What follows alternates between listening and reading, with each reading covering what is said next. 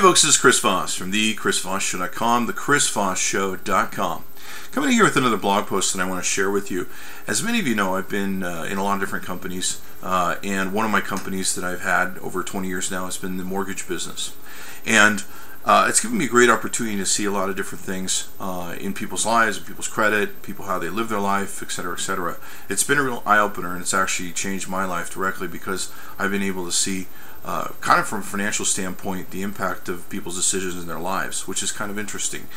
You can kind of almost chart a course through some people's credit history, tell when they got divorced, etc., etc. It's pretty interesting.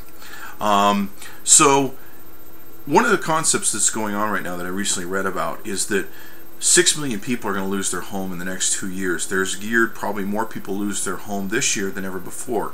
Now, the foreclosure notices are going down, so it implies that what we have is we're getting that final last huge piece or chunk out of the system that's been slowly dying over the last few years of this recession.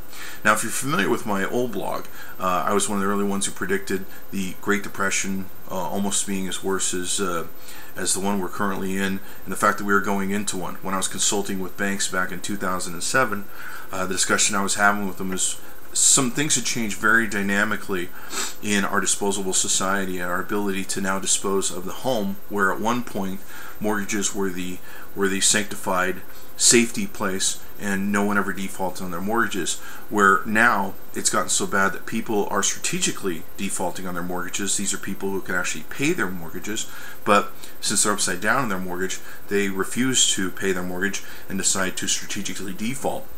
What's unfortunate is it's gotten so bad that those people, Fannie Mae and Freddie Mac, are instituting new rules that basically say if you strategically default, it's almost the same as filing a bankruptcy. You're going to have to wait 7 to 8 years before you get into a mortgage. So those people might think they're getting away with something, but they're not. But here's what I want to talk to you about. Now, a lot of people would say, okay, this is a very horrible thing. This is a very destructive thing, etc., etc. And of course, this is happening to a lot of good people who sometimes were trying to do the right thing and they just got caught in what was the perfect storm since the 1920s. So I do feel for those people. I do feel for people losing their home, etc., etc. I feel for their situations. But on the other hand, the post that I really want to communicate to you is this gives you an opportunity as an entrepreneur to come up with some ways to really help these people in the future. And I think that's what's really important. To give you an idea, in the credit business or in the mortgage business, when I would normally get people applying for credit to buy a home, pretty much 4 out of 5 people would have good credit. Sometimes it would vary, depending through the years and some of the recessions and stuff. But for the most part, it was about 4 to 5 people that applied would have good credit, and I could give them a mortgage. Things are very different now after this recession. They're going to be very different for a long time. We're not going to be rebounding like we normally are.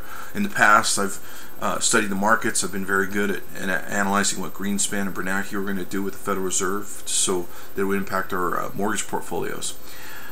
So what's going to happen in the future is we're not going to recover like we normally will. There's no housing recovery. Their job recovery is definitely not there.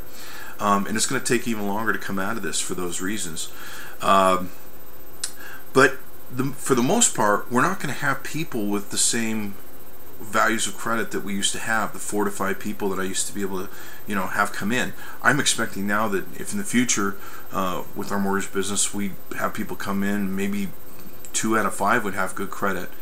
This recession's killed a lot of people's credit. It's definitely affected a ton of people, and I'm sure it's impacted their credit in a lot of different ways. So to me, what that means is a great opportunity for an entrepreneur to help these people. Okay, so we need to come up with new ways of financing. We need to come up with new ways of loaning money. Right now, the banks are under a lot of pressure from the unions and everything because they're not lending money. And I recently read that the unions that give the banks a lot of their money to reinvest it are telling them, look, unless they start making loans to their constituents, they're going to pull their big deposits, and that's going to hurt the banks quite a bit because they depend on a lot of that money. So a lot of things going on behind the scenes in the mortgage business, and really what affects our economy as a whole. One thing that we've learned from this latest economic collapse is that that housing market was a worldwide game changer. I mean, everybody around the world bet on American mortgages because they knew we wouldn't default, and something dramatically changed in how we value them as a society.